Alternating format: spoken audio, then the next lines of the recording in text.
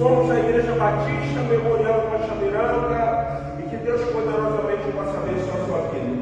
Filipenses capítulo de número 2, a partir do versículo 5 diz assim: tendo em vós o mesmo sentimento que houve também em Cristo Jesus, pois ele, subsistindo em forma de Deus, não julgou com usurpação o ser igual a Deus.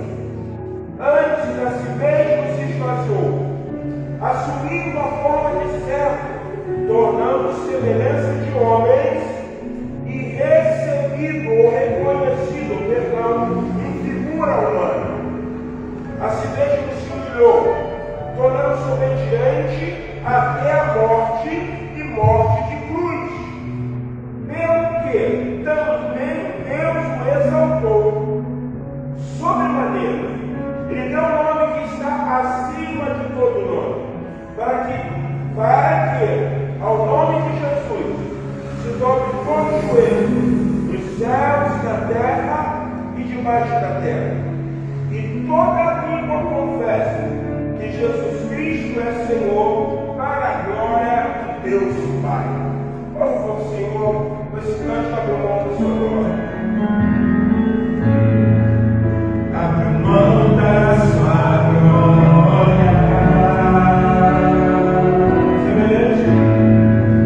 Semelhante a um homem, se esvaziou, se abandonou.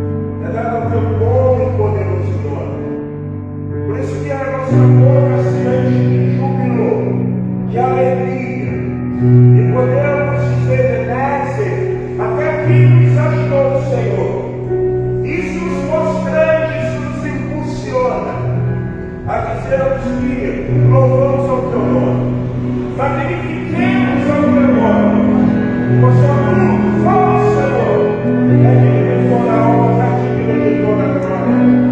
Então nós vamos declarar, Senhor, louvar, aleluias, seja dado ao teu nome, magnificamos o teu nome, e bendizemos para a honra e glória, para a honra e glória, para a honra e glória de Jesus.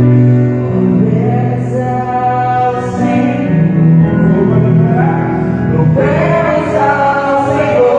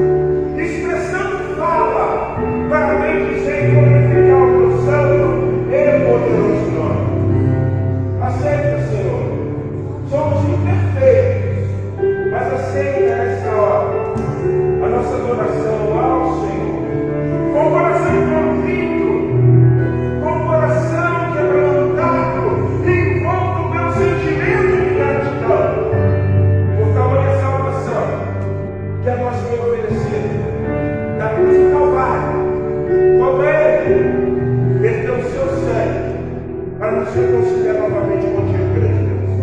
Louvamos e exaltamos o Senhor Jesus nessa noite. Aleluia!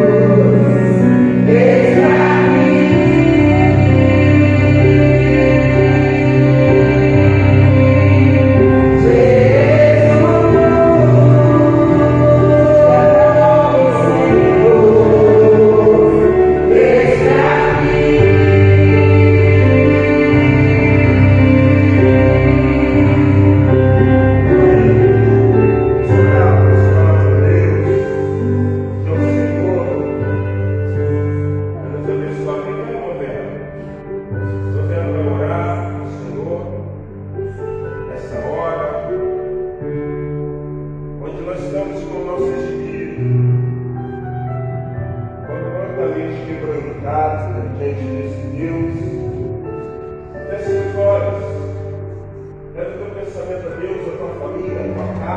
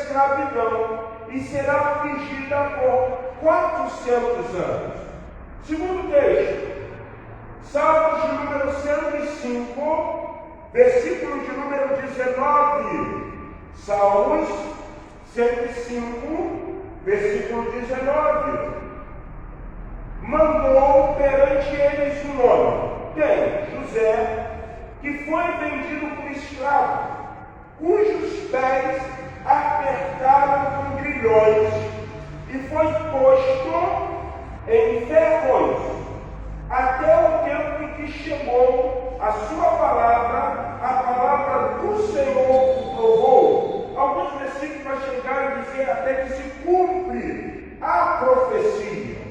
Segundo texto, terceiro texto, que eu quero compartilhar com você. Mais uma vez, Gênesis, capítulo 37, do versículo 5 ao versículo de número 11. Primeiro livro, Gênesis 37, do 5 ao 11. Teve José um sonho que contou a seus irmãos, por isso o odiaram ainda mais. E disse-lhes: ouvi, peço-vos, este sonho que tenho sonhado. Eis que estávamos atando molhos no meio do campo, e eis que meu molho se levantava e também ficava em pé, e eis que os vossos molhos ou molhos o rodeavam e se inclinavam diante do meu. Então lhe disseram os irmãos de José: tu, pois, deveras reinarás sobre nós? Tu deveras terás domínio sobre nós? Por isso ainda mais o odiavam, por este sonho e por suas palavras. E teve José um novo sonho, e contou agora aos seus irmãos e disse: eis que tive ainda outro sonho, e eis que o sol e a lua e 11 estrelas se inclinavam a mim. E contando o sonho, ou segundo o sonho ao seu pai, que era Jacó, e aos seus irmãos, repreendeu Jacó e disse-lhe: que estudo é esse que tiveste? Porventura viveremos eu e tua mãe e teus irmãos, ou porventura veremos eu, a tua mãe e teus irmãos a inclinar-nos perante a ti em terra? Seus irmãos, pois, o invejavam. Seu pai, porém, guardava esse negócio no seu coração. Eu lembro que na quarta-feira passada, eu deixei uma coisa bem clara para vocês. Nós estamos aqui trabalhando o que se chama no ramo teológico de um estudo escatológico. O que é escatologia? Que é a doutrina dos acontecimentos finais. No âmbito escatológico, você tem muitas profecias que ainda irão se cumprir. Um dia desse eu estava vendo um documentário falando sobre a porta que tem lá em Jerusalém. Ela está fechada porque a profecia diz que o Messias, ele passará por aquelas portas. Então alguns judeus acreditam que o Ramachis, o ungido, o Salvador, que ainda virá, ele vai ter que passar por aquele lugar. Entretanto, quando você estuda, quando você pega o âmbito bíblico, você percebe, pela comprovação da própria palavra, que relatava a profecia a respeito do libertador de Israel, que já aconteceram. Então essa porta está guardada para a sua segunda vinda. Então nós não estamos falando de passiléu, de mensagem, que são uma mensagem escatológica. Esse texto que nós acabamos de ler, acredito eu que esse acontecimento tem muito mais de 2000 anos. Até porque nós, ocidentais, nós vivemos um calendário que é o calendário gregoriano, que é estabelecido como um calendário solar. Então, no calendário gregoriano, no calendário solar, nós estamos em 2023. Porém, você sabe muito bem que tempos atrás já se deram. Nós temos uma compreensão que o mundo tem muito mais de 2023 anos. Então essa profecia aqui a respeito de Abraão é uma profecia que já aconteceu.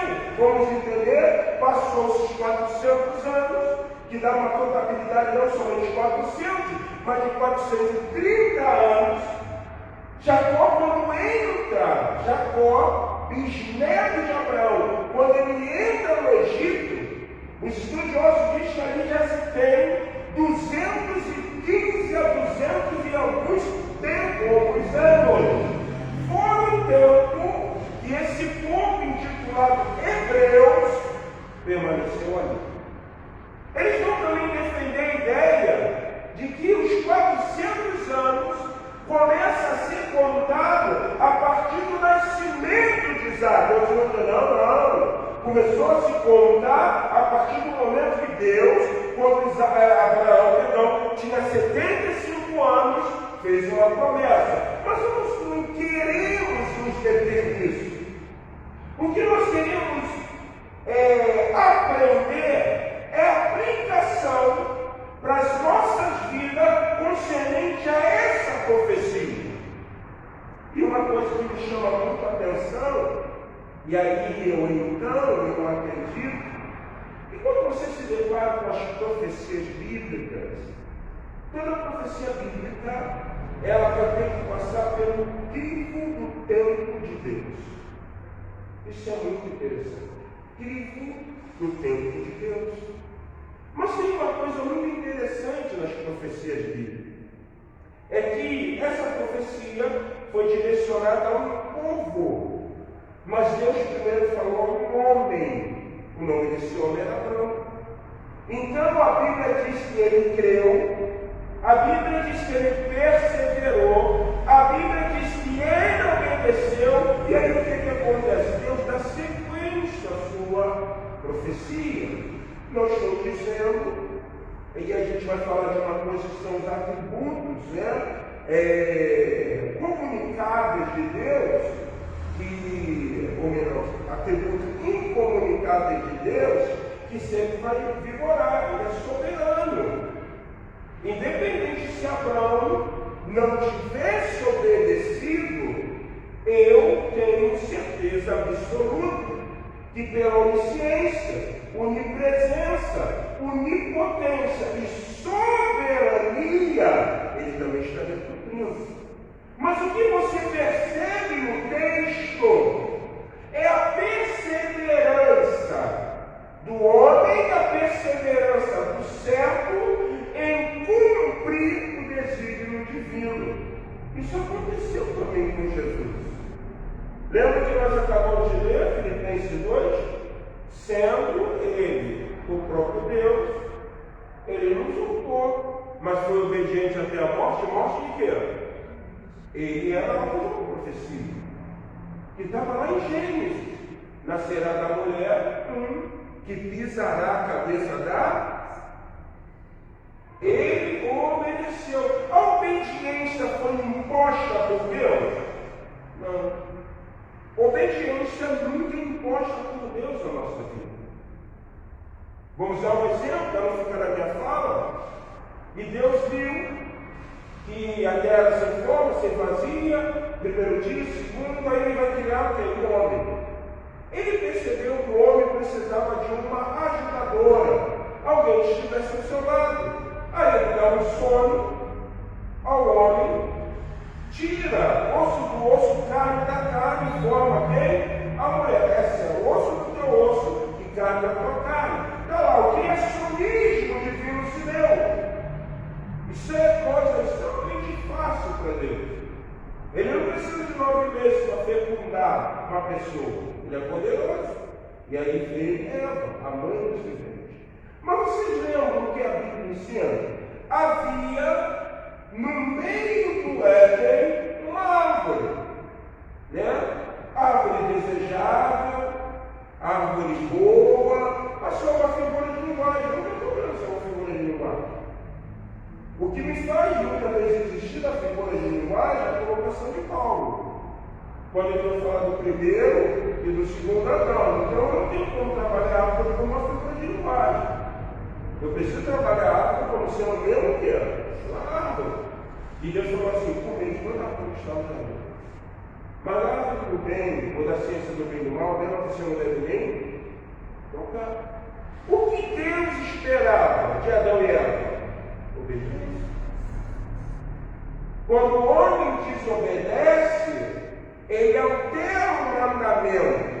Quando o homem altera o mandamento, gera o que? Pecado, porque pecado é a alteração da lei, o mandamento divino. Então Deus esperava de Abraão, ou de Abraão, que ele obedecesse. E ele obedece. E aí o que acontece? Nasce Isaac, vem Jacó, e aí a gente vai entrar no segundo ponto, quando nós queremos compreender profecias bíblicas e suas aplicações para hoje. E o que vem? Vem José. Na introdução que eu li na semana passada, gostaria de ler mais uma vez, queremos nesse estudo fazer conhecida a importância de algumas profecias bíblicas, a sua aplicação para esse tempo.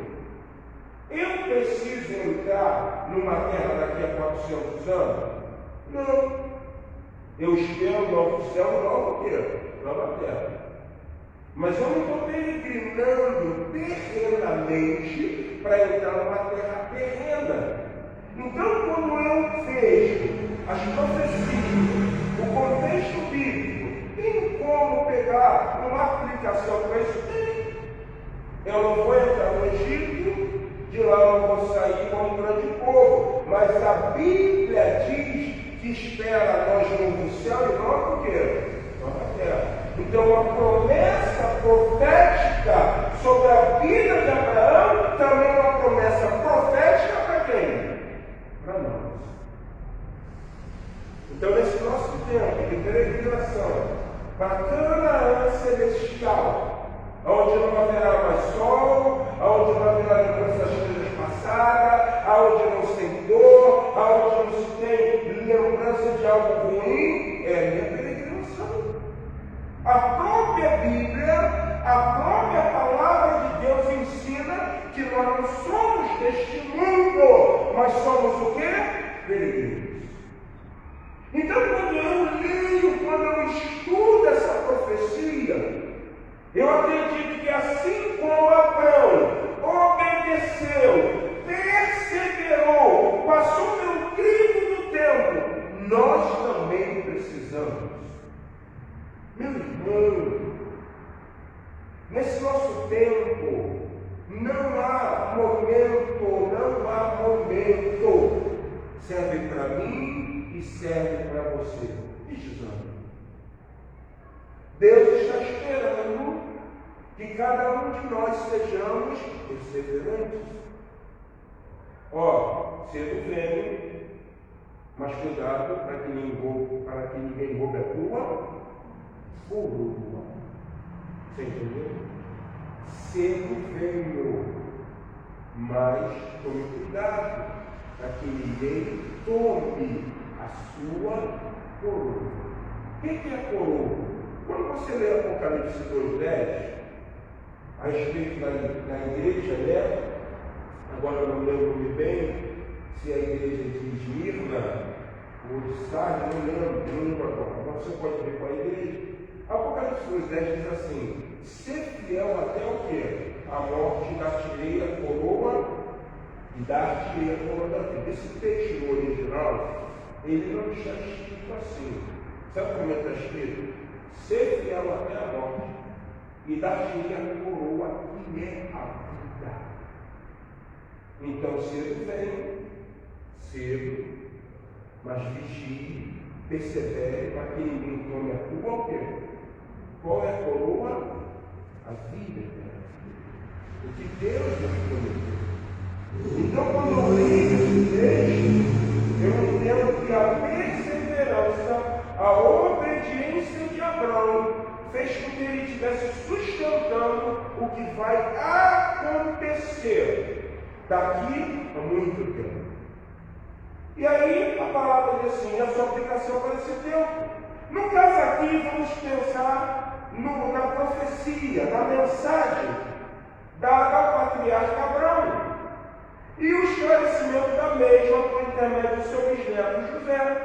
Então, quando eu escrevo isso aqui, o que eu estou dizendo?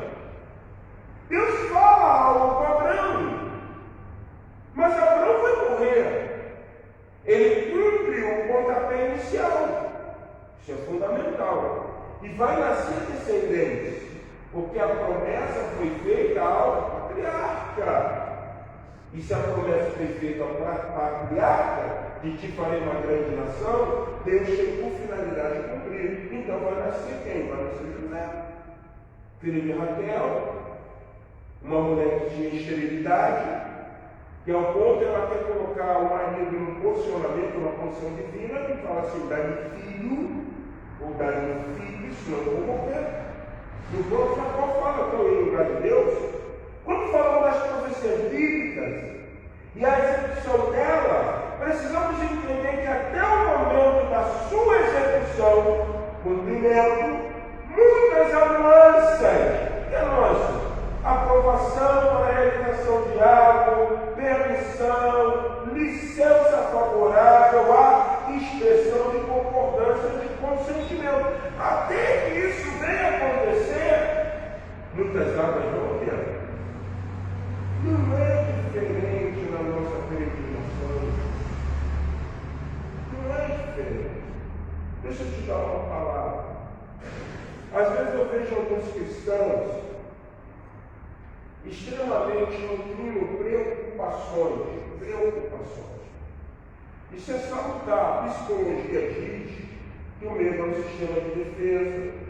O riso é uma expressão de alegria. O choro é uma expressão de quê? De tristeza. E a preocupação é salutar na vida do ser humano.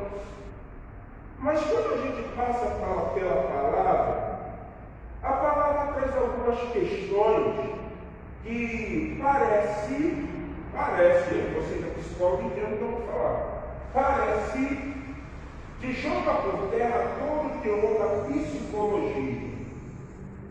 Jesus chega e diz assim: não andeis ansiosos, não andeis preocupados, quanto que vocês vão ter, comer, e quanto que vocês vão vestir.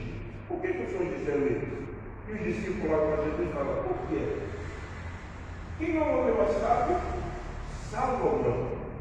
Ora, os lírios do campo são extremamente o quê? Formosos.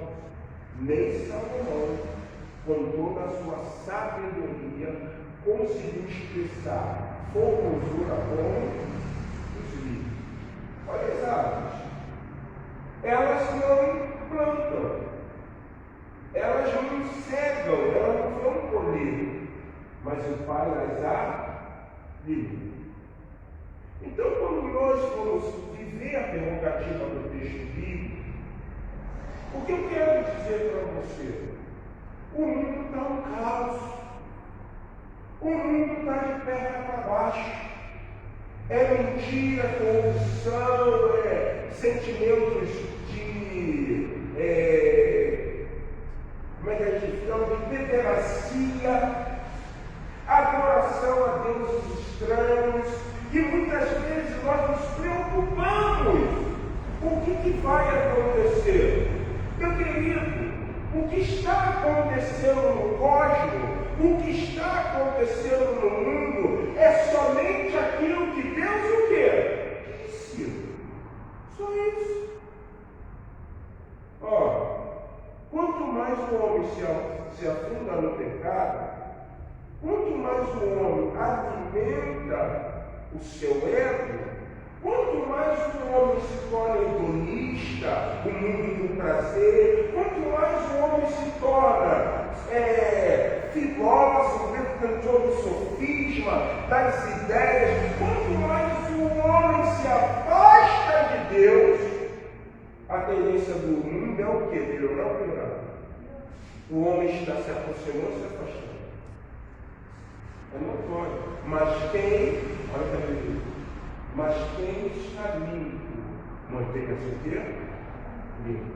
Porque quem está sujo, sujo. Nós esperamos essa profecia, nós esperamos a aprovação, nós esperamos as nuances, nós esperamos o consentimento de Deus, nós anelamos pelo arrebatamento. Então nós não vamos estar preocupados quanto ao mundo. No Salmo de número 42, põe para a gente aí. Olha o que vai falar o Salmo 42.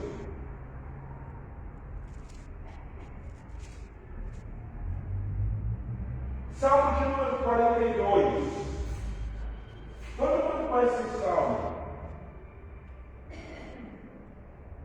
Eu acho que eu falei um endereço errado. Espera aí, amigo. Só confirmar aqui na definição. 42, 44. Salmo.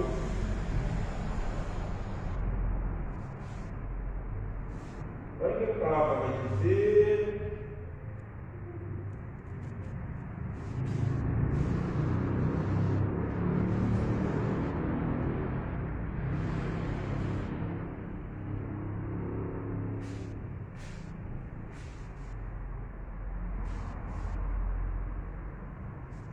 Perdão, é 42, não, Salmo 24.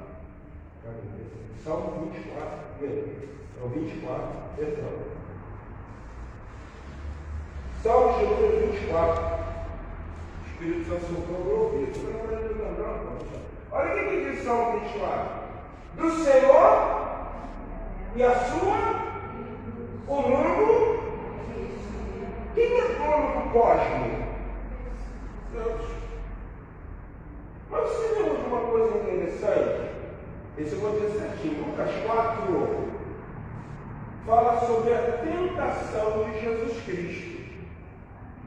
A Bíblia diz que o diabo pega Jesus e leva ao pináculo do quê? Do templo. Vocês lembram o que o diabo disse? Se tu prostrar e me adorares, tudo isso. Gente, ele estava apresentando um mundo cósmico? Não. Ele estava apresentando o que ele veio fazer nesse mundo, inclusive ao homem, aos prazeres que estão no cosmos. Porque o mundo ainda é de quem? Então ninguém pode governar o mundo se não tiver o quê? Permissão divina. Por isso eu não estou ansioso. Por isso eu não vou estar preocupado. Mas tem alguma de tal? Não estou preocupado com isso. Você já se deu da confiança ao homem destruir o mundo? Sendo ele o quê? O criador, sustentador? Eu gosto muito da história de Nabucodonosor. Nabucodonosor está vivendo um momento de apogeu. Síria,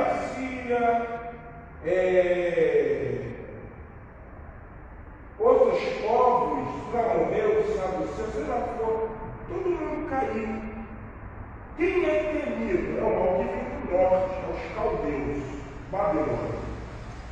E a presunção de Nabucodonosor se tornou tão avantajada que Deus fez ele ficar o quê? Maluco. E ele reconheceu que ele podia ser muito poderoso, mas existe um que é mais o quê? Poderoso. Quando o diabo oferece a sedução ao homem, a sedução que ele traz ao mundo, ele vai proporcionar ao homem engano. E é só isso.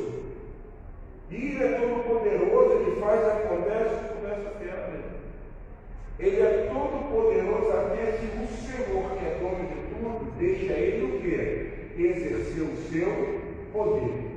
Entendeu? Uma ilustração chula, para você entender.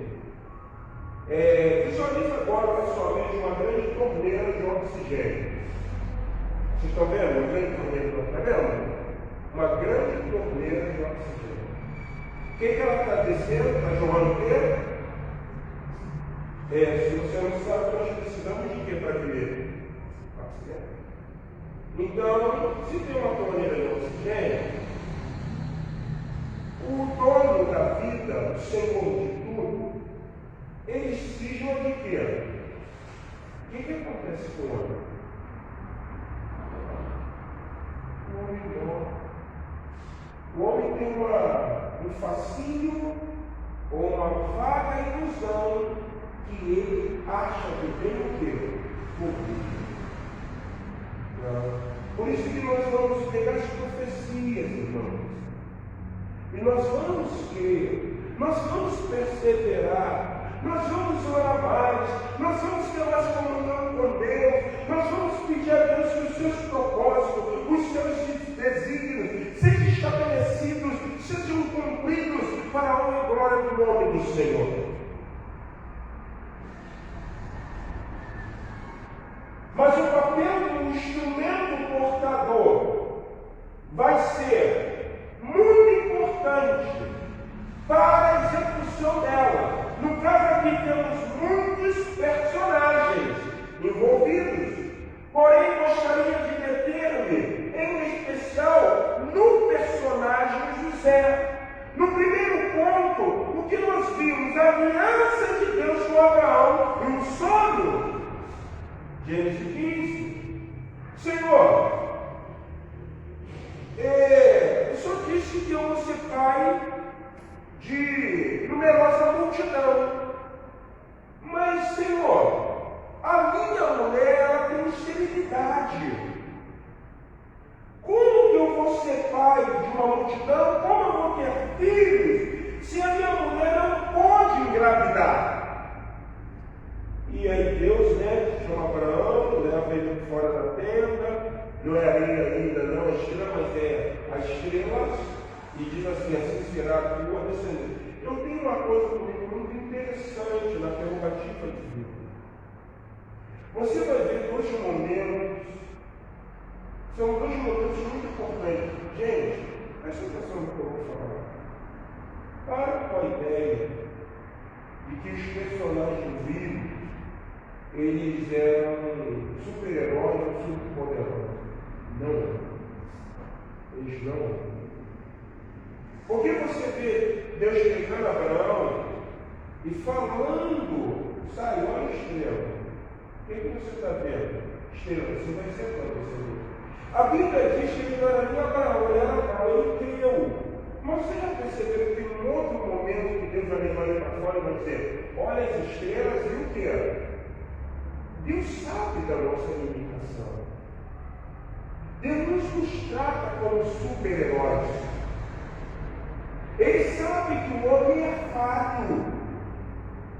Mas ele sabendo que o homem é falho, mesmo assim, ele tem longanimidade, ele tem paciência, ele expressa a sua bondade. Poxa, Abraão, lá um tempo atrás eu te falei, eu só perguntando se o teu descendente é um servo nascido da tua casa. O que eu fiz para você? O Senhor me levou para fora. E o que você viu, Abraão?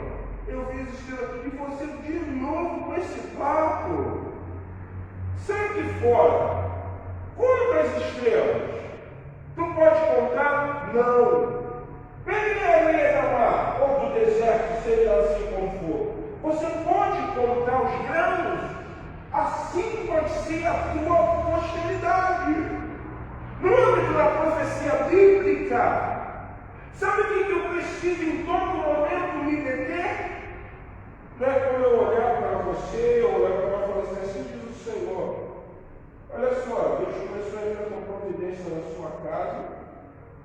Está entendendo? Ele vai desbaratar o que está acontecendo ali, isso, aquilo, outro, e pá, e tal, assim diz o Senhor. A Bíblia fala que se alguém profetizar, se a profecia se cumprir, ele foi profeta de quem? Do Senhor. O diferente aqui, irmão, não foi o canal que estava profetizando, foi o próprio Deus. Então, se ele falou, ele vai ter. Se Deus ele prometeu, Ele estava dizendo a Abraão o seguinte: creia, persevere, não desanime. Vai vir adversidade, vai vir problemas, vai vir situações de calamidade, vai vir situações que te preocupa, mas você vai perseverar. Acredita, creia. E aí, nesse exato momento, o segundo aspecto para mim é muito importante. Falamos do primeiro ponto, a aliança de Deus com Abraão. E no segundo aspecto que nós queremos trabalhar é justamente o texto. Eu não gosto muito de usar qualquer coisa. O texto de Gênesis, quando José ele é o quê? Ele é vendido. Vamos lá na sua Bíblia. Em Gênesis 37. Gênesis 37.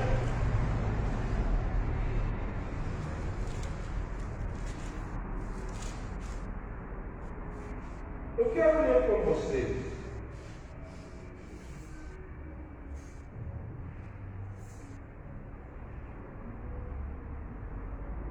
José é vendido pelos seus irmãos. Habitou Jacó na terra das peregrinações de seu pai de Jacó e Isaac, na terra de Canaã. Esta é a história de Jacó. Tendo José quantos anos? 17 anos.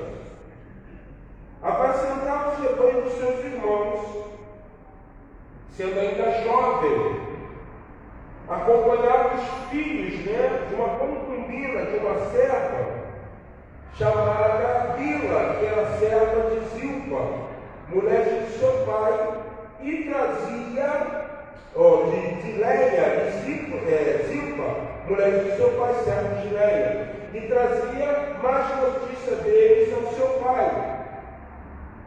Ora, Israel amava mais a José que a todos os seus filhos, porque era filho da sua velhice, e fez uma túnica talar de mangas compridas. Deixa eu fazer uma ratificação. Tanto serva de Raquel como serva de Léia, tá bom? Vendo, pois, seus irmãos que o pai o amava mais do que a todos os outros filhos, odiavam e já não lhe podiam falar pacificamente. Todo mundo sabe de uma coisa real, né? Por mais que a Léia, que era irmã de Raquel, tinha suas servas, também Raquel, por não dar filho, também vai adquirir serva, por isso que eu tive que fazer uma ratificação, que eu falei algo errado. José era um filho que ele tem mais estima por uma coisa muito interessante. Ele trabalhou muito tempo por quem? Por Raquel. Ele vai lá, o seu sogro, Labão, vocês conhecem a história, e ele trabalha 7 anos, mas a tradição diz que não poderia se dar a filha mais nova se a filha mais velha não tivesse o quê? Casado. Aí ele dá a Léia, uns vão dizer que ela tem problema na vista, uns vão dizer que ela tem estrabismo, outros vão dizer que há algo relacionado aos seus próprios olhos. Não interessa, não vamos nos meter nisso. E aí a Bíblia diz que ele vai trabalhar mais e vai casar com Raquel. Então Raquel, na realidade, era a mulher que ele o quê? Amava. Ele amava. E Raquel, por não dar filho, ele derramou, aí aquela situação toda que sabe de rivalidade, a serva está dando filho, então também porque uma serva que vai dar filho, e assim sucessivamente, mas o Senhor abre a madre de Raquel. Raquel merecia, gente? Eu acredito literalmente que não. Não. Porque quando você estuda sobre Raquel, você vai ver algumas coisas muito comprometedoras na vida de quem? Daquela. Lembra lá as coloridas da cama? Tanto é que quando Benoni, que é Benjamim, nasce, o que acontece com Raquel? Ela morre. Ela morre. Porém, Deus tinha por finalidade o quê? Cumprir a sua profecia. Ele tinha que cumprir a sua profecia. É como você falar de Sara. Abraão está vendo viajantes e daqui a pouco ele fala para Sara o seguinte: pega a farinha, faz bolo, porque era um nômade, e esse povo era salutar você hospedar o quê? Pessoas. Eu não sei se é verdade, mas na cultura dos esquimós dizem que quando um esquimó recebe alguém no seu iglu, ele tem por finalidade oferecer a mulher dele. É algo cultural. Graças a Deus não chegou aqui, mas a gente só tem que oferecer uma casa. E aí, na cultura daquele povo, era salutar um viajante, ele era bem-vindo na casa. E quando aqueles dois homens entram na tenda, eles vão trazer notícia por parte de Deus. E vocês lembram? Você vai ter um filho, chegou o tempo de Deus, a gente vai ajudar, você tem um filho, vai porra, é velho e tal. Vocês lembram qual foi a posição, o posicionamento de Sara? Quem lembra? Ela fez, ela viu. Mas vocês lembram o que aqueles dois homens falaram? Eles, assim, entre aspas, poderiam dizer que eu estou conversando, eu e a Sandra e a Marcela está atrás da tela, eu sei que ela está ouvindo. Não, eu não estou visualizando. Mas aqueles olhos, quando Sara ri, ele diz assim: por que você está rindo? Aí ela: não, você riu. Você riu.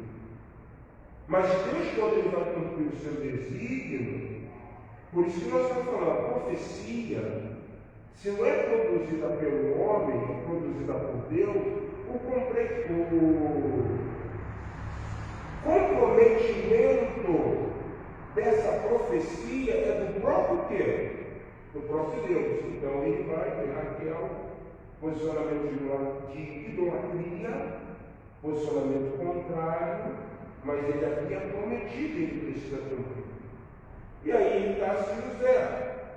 Ora, Israel amava mais a José que a todos os seus filhos, porque era filho da sua velhice, e fez uma túnica talar de manga comprida, e serviu orar a situação com seus irmãos. Para quem não sabe, o que era uma túnica talar de manga comprida? As túnicas, geralmente, elas têm a manga assim, nesse feitio, manga mesmo. Porque a manga, se ela for assim, você consegue trabalhar, você consegue mexer. A túnica de José não era de uma manga assim. A túnica de José era de uma manga larga. E deixa claro os estudiosos que a preferência de Jacó por José se externava de tal forma que ele tinha uma túnica que impossibilitava ele de quê? De trabalhar. E os irmãos o quê? Ainda mais o odiavam. Quando você lê o texto do capítulo 37, você vai ver um José de mimo. Porque ele ia ver o que seus irmãos estavam o quê? Fazendo para dematar a quem? Ao seu pai. E aí ele vai cair ainda naquela situação de contar o quê? Um sonho aos irmãos mundial. É interessante, irmãos, e eu vou repetir, eu vou ter que parar aqui porque não dá tempo, chegou a hora do seminário. Quando José ele tem o sonho de José, ele está em dois momentos. E você vai percorrer o Gênesis e nós vamos entender os dois momentos do sonho de José.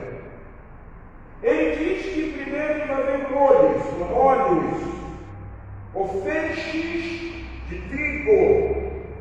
E ele vê quanto? 11, que era o número dos seus irmãos. Benjamim ainda não havia o quê? Nascido. Então você tem 11 irmãos mais José, 12.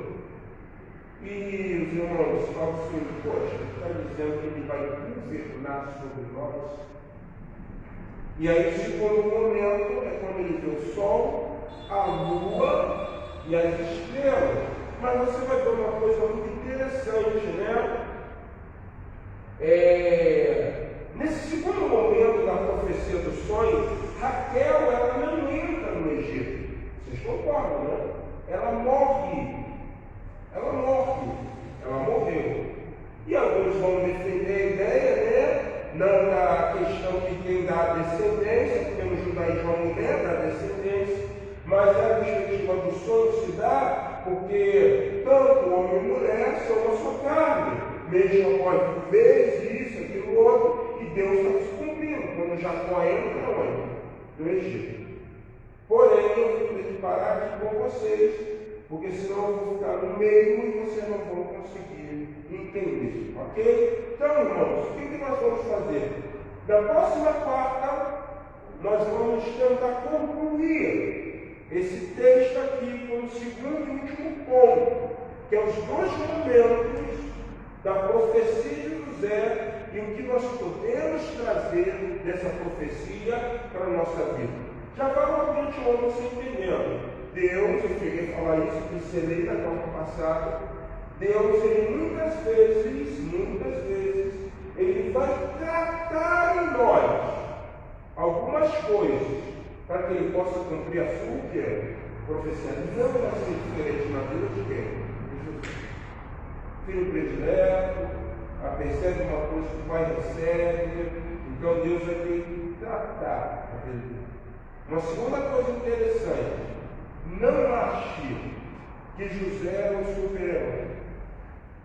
Deus, ele tinha formas de se comunicar com o seu povo, ou com o seu servo. Em nenhum momento Deus deixou de se comunicar com José. Nós falamos na quarta-feira, e eu usei isso e vou lembrar você.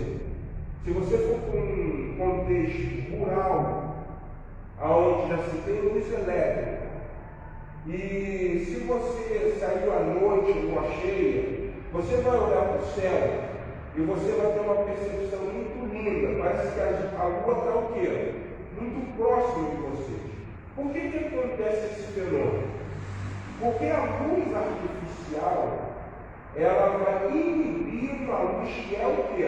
Natural. O mar é azul? Não. É reflexo do quê? Do sol. Mas por que fica verde? Nas algas. É isso que a biologia vai ensinar? Então, uma coisa muito interessante.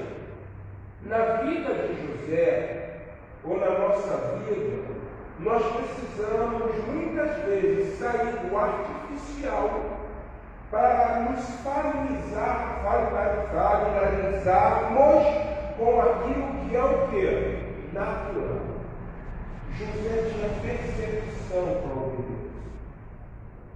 Por isso que você vai ver ele falando assim para a mulher de Potifar: pecaria eu contra meu Deus?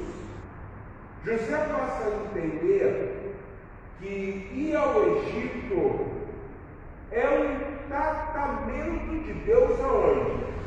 Na vida de José, para que as estrelas dos molhos venham o quê? Se prostrar diante.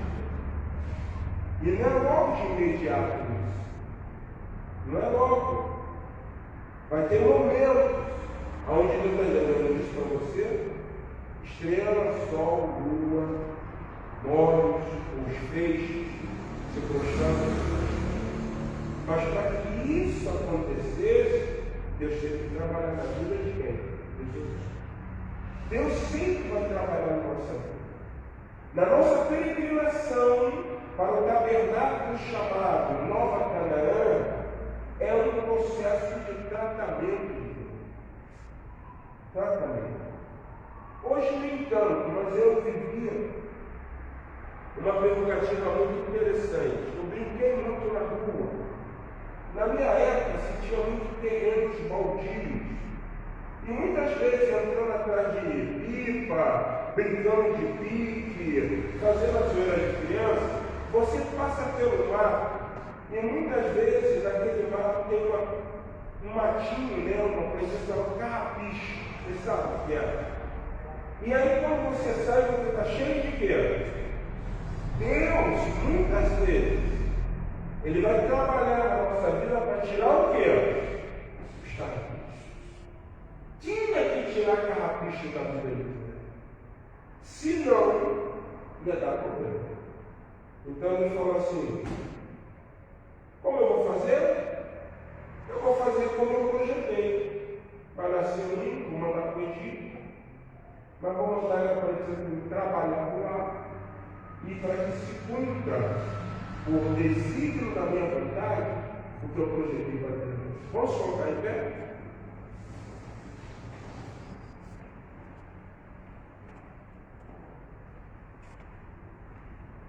Vamos orar, agradecendo ao Senhor, que Deus esteja nos levando sobre a sua graça e sobre a sua paz. Irmãos, próximo domingo pela manhã, escola bíblica dominical.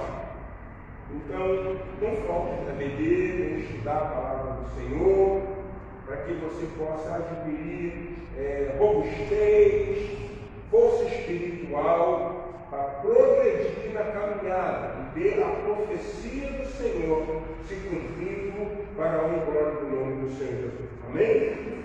Eterno em nome de Jesus, obrigado por esse culto.